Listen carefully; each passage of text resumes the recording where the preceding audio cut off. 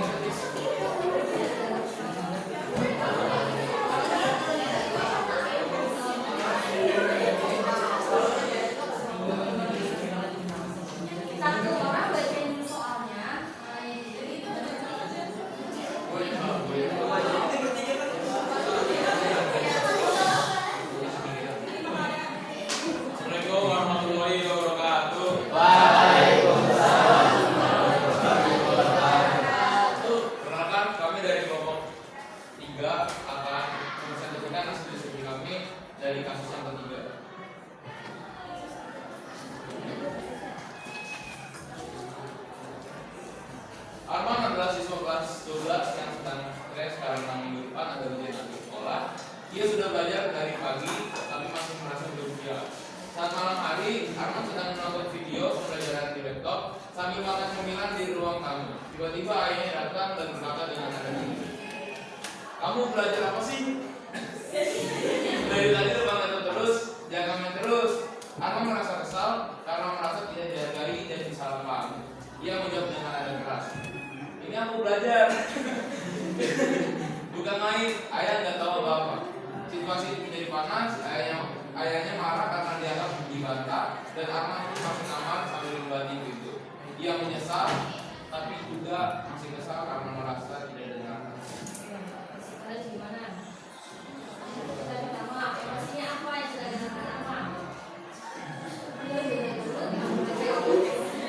Pertanyaan yang pertama, emosi apa yang sedang dirasakan oleh Arman?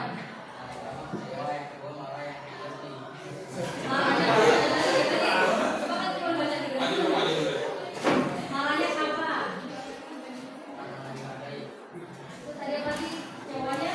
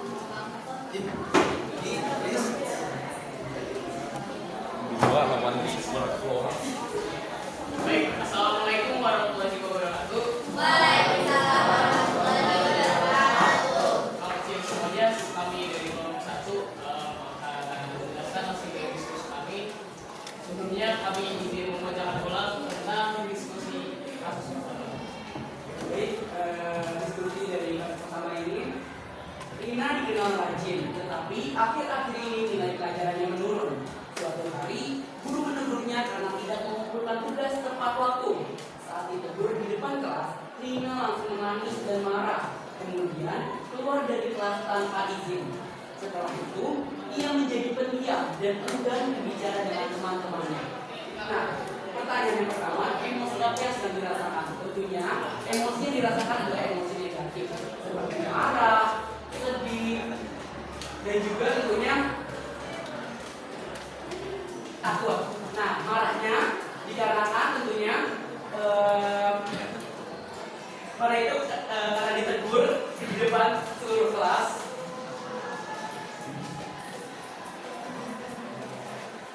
Oke, yang pertama gimana saat itu Rina ditegur di depan kelas, jadi disaksikan oleh siswa-siswa lain.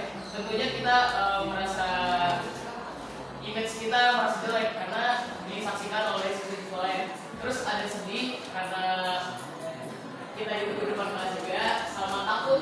Mungkin setelah kejadian ini teman-teman kita merasa kayak udah nggak usah ditemenin, dia bodoh. Udah dia nggak usah ditemenin, kita jadi ikut bodoh. Ya itu. Sama yang kedua ada pemicunya. Apa pemicunya?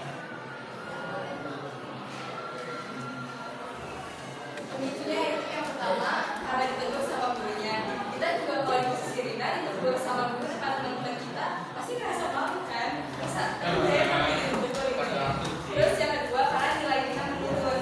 Jadi dia nggak bisa memenuhi standar akademik dia yang dimana tadinya nilai dia itu tinggi, bukan bagus. Terus sekarang jadi menurun. Jadi dia ngerasa malu dan mikir, kok nilai gue jadi turun gitu kan? Itu dua pemicu.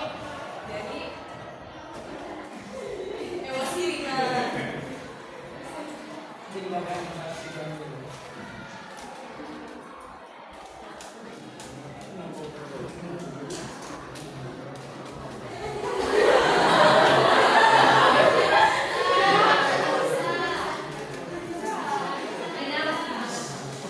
Selanjutnya, tindakan yang seharusnya diambil. Sebagai guru, seharusnya memberikan waktu bagi Rina untuk menenangkan diri, mendasari diri secara pribadi untuk bicara mata bukan di depan kelas, menunjukkan empati dan pengertian atas perasaannya. Lalu menanyakan alasan di balik penurunan nilai dan ketidakmampuannya untuk mengulang tugas. Setelah itu, bersama-sama mencari solusi untuk masalah tersebut, misalnya dengan memberi waktu tambahan untuk tugas, memberikan dukungan belajar, atau mencari tahu apakah ada masalah lain.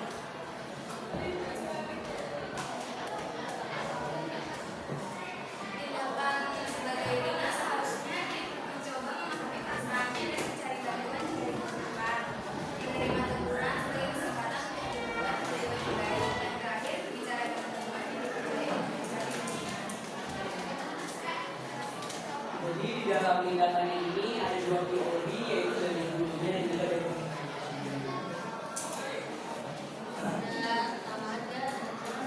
Bu, saya ingin menyangka Bu.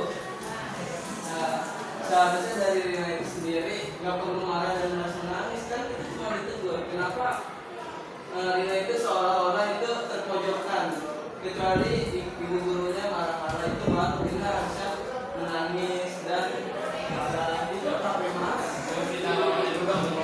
Tanggapannya gimana? Karena sebelumnya itu kan Rina nilai pelajarannya menurun, terus dia mengumpulkan tugasnya dari aku, jadi dimana emosinya menumpuk, tambah lagi ditegur, jadi sensitif gitu kan. Tapi saya lihat dari ibu gurunya sendiri sudah kita menegurnya secara baik kan. Jadi harusnya tuh Rina nggak perlu nangis sampai marah gitu. Dia harusnya cuma bilang alasannya kenapa dia nggak ngumpulin tugas akhir-akhir ini. Mungkin ada masalah keluarga, masalah yang lainnya gitu. Kenapa dia harus marah dan nangis? Sebenarnya kan dijelaskan juga di PPT ini ditegur di depan kelas. Nah, mungkin karena ditegur di depan kelas inilah yang membuat si Rina ini menangis. Kan karena tentunya yang tadi disampaikan juga oleh Denny, takut image-nya turun atau takut dipandang rendah oleh teman-temannya, yang membuat si Rina ini nangis, marah gitu. Meskipun ditegurnya secara lembut gitu. Terakhir, Ada ya itu lembut-lembut nggak nangis ya. yang terakhir itu pada akhirnya itu dari pandangan kita masing-masing, dari karakter pribadi masing-masing. bagaimana orang itu bisa memahami dan juga menerima sebuah evaluasi yang diberikan. Apakah itu bisa menjadi suatu pengalaman buat kita atau bisa kita membuat itu menjadi lebih baik. Jadi jatuhnya tentang terhadap pandangan masing-masing. Jadi pertanyaannya kalau bisa berikanlah pertanyaan yang logis dan juga sumbernya di sini kan juga sudah dijelaskan ya. Jadi tidak usah perlu dipertanyakan lagi. Terima kasih. Menurut kalian kasus Rina ini sebenarnya siapa yang salah? Oke, baik. Nah, tentunya dari kasus ini tidak ada yang salah. Atau mungkin itu dari sifatnya masing-masing ya. Mungkin gurunya memang mau menegurnya di depan orang agar orang-orang tahu mungkin, ataupun Rinanya sendiri mungkin sifatnya itu mudah menangis ataupun mudah marah. Jadi memang dari sifatnya masing-masing seperti itu. Berarti menegur itu adalah sifat yang tidak baik gitu. Soalnya itu Rina sama. Kan yang saya bahas ini bukan menegurnya, tetapi Karena di depan banyak orang. itu jatuhnya bukan menegur tapi merendahkan.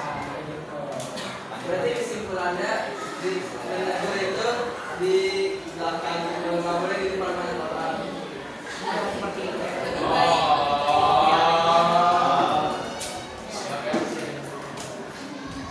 Demikian presentasi yang dapat kami sampaikan. Kurang lebihnya mohon maaf. Wassalamualaikum warahmatullahi wabarakatuh.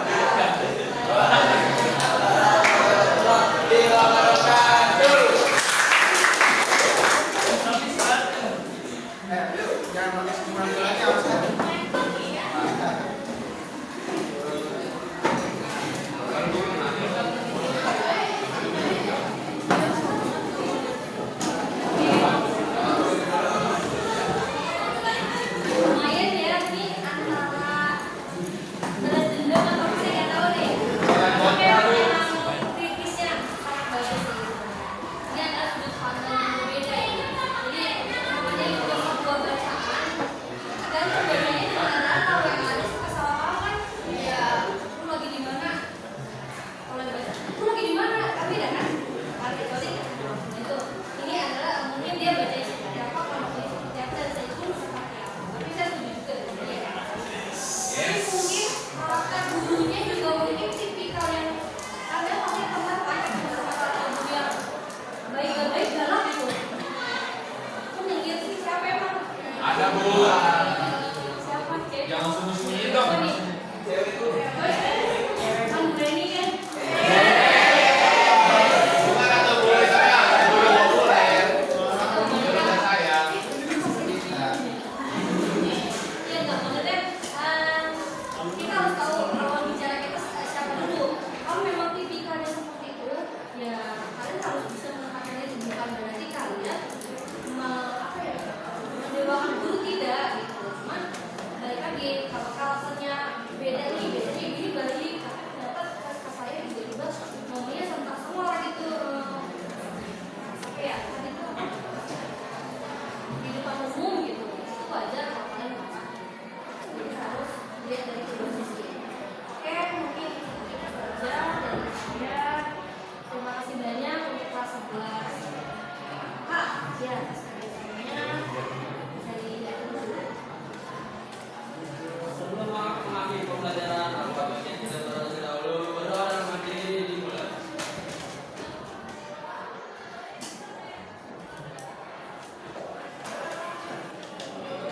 Selesai, salam.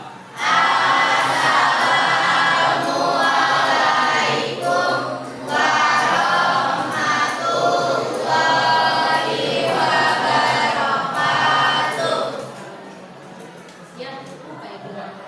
Terima kasih. Mohon maaf kalau saya salah kata. Mungkin nanti foto dan videonya kalau saya bagian nanti guru-guru mungkin akan saya tampilkan kalau saya sudah kelas ini ya. Oke,